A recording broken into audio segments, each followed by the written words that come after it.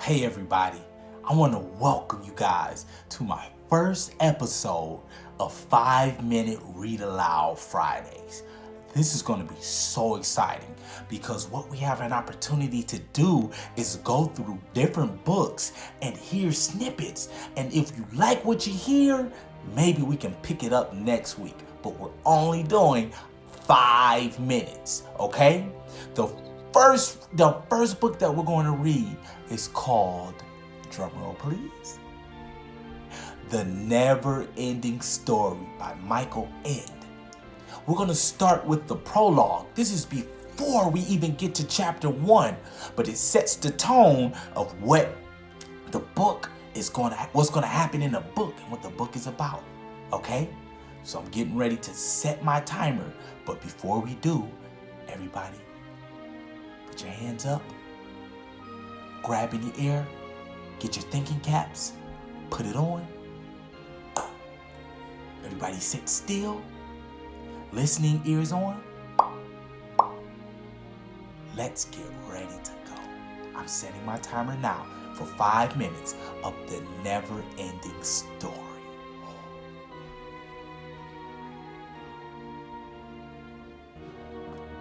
Here we go. All right.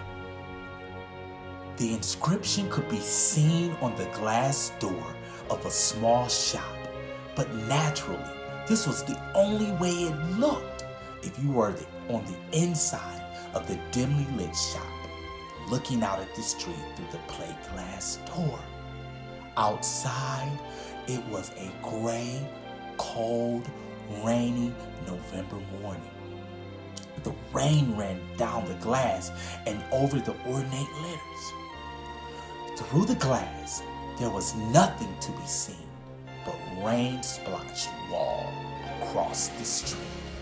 Suddenly, the door was opened so violently that a little cluster of brass bells tinkled wildly, taking quite some time to calm down. The cause of this hubbub was a fat little boy of 10 or 12. His wet, dark brown hair hung down over his face. His coat was soaked and dripping, and he was carrying a school satchel or backpack slung over his shoulder. He was rather pale and out of breath, but despite the hurry, he had been in a moment before. He was standing in the open doorway as though rooted to the spot. Before him lay a long, narrow room, the back of which was lost in the half light. The walls were lined with shelves filled with books of all shapes and sizes. Large folios were piled high on the floor, and several tables lay heaped of smaller, leather-bound books whose spines glittered with gold. The far end of the room was blocked off by a shoulder-high wall of books, behind which the light of a lamp could be seen. From time to time, a ring of smoke rose up in the lamplight, expanded and vanished in the darkness. One was reminded of smoke signals that Indians used for sending news from hilltop to hilltop. Apparently, someone was sitting there, and sure enough, the little boy heard a cross voice from behind the wall of books.